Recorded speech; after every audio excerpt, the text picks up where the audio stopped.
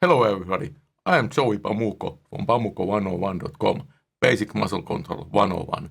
And here we are talking about different posture observations, and we should try to list all possible posture problems so that later when we get theories about biomechanics, we can compare the different theories against the observations. That do the theories explain the observation, and in this case, do the theories explain all the different posture problems? So there are about 100 of them, and they are all need to be explained, and preferably with a recipe how to fix them. If not, then we have a problem, and theories are not complete if they cannot explain all of the posture problems. And that necessarily means that exercise programs are lacking the power of being able to fix all possible posture problems. And the most typical posture problems is kyphosis, which is an upper core hunchback, and lordosis, which is a lower core, too much bending in the lower core. Somebody call it APT. Then forward neck, forward shoulders. These are the four problems which are 90% of the people who have posture problems have some of these problems. But then there are more problems. For example, head tilted to the side and whole core leaning forward, or whole core leaning backwards, or core leaning sideways. Pelvis can have a lateral shift, or pelvis can be rotated.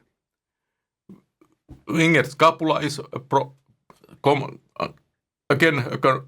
quite common problem. But then there are much more.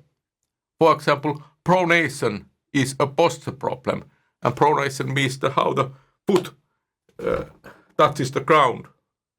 Does the outer edge or inner edge or whatever? And I claim this is a posture problem. Foot arch can be collapsed. This might be posture problem, might be not, I'm not sure, but let's list it in here. Knock knees. If some person cannot straighten their knees while walking, they are all the time at too much bend. This clearly sounds like a posture problem.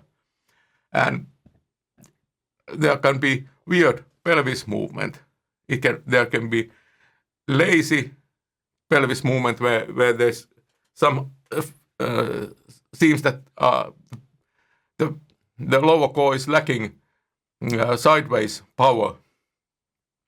Or there can be strange rotations in the pelvis during the walking gait, or twitching of the pelvis. And I claim these are posture problems. These are not static posture problems, but they are dynamic. And typical patient does not have only one problem. They can have 2, 3, 5, 10 problems. And we could imagine a quite typical posture patient that has 5 problems: kyphosis, lordosis, forward neck, forward shoulders, and pronation problem. And this is not rare at all. And now the question is that based on the theory of biomechanics, what is the root cause for a patient that has all these 5 posture problems? And I think the currently existing theories run into a trouble. I have never heard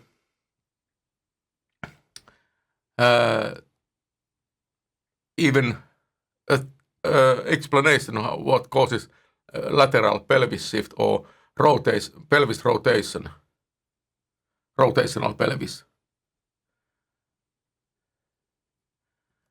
So traditional theory seems to suggest that each of these 5 posture problems is caused by 4 muscles. They are either weak or short or loose or too strong.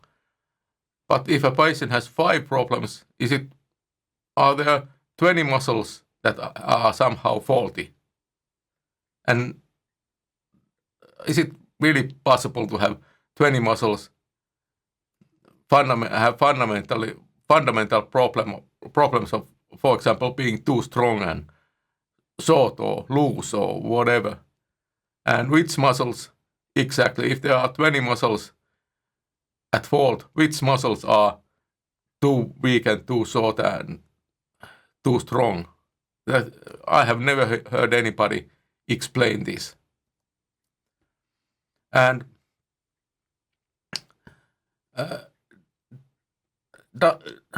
now it's a question of whether you find the currently existing theories of posture convincing. One other very common posture problem that I have never heard anybody explain is this pronation issue. And do you feel that these are adequately explained? And do they have recipes for fixing offered by these theories of biomechanics? I'm not convinced at all. And that is the conclusion of this video about going through all the different posture problems that should have explanation to them.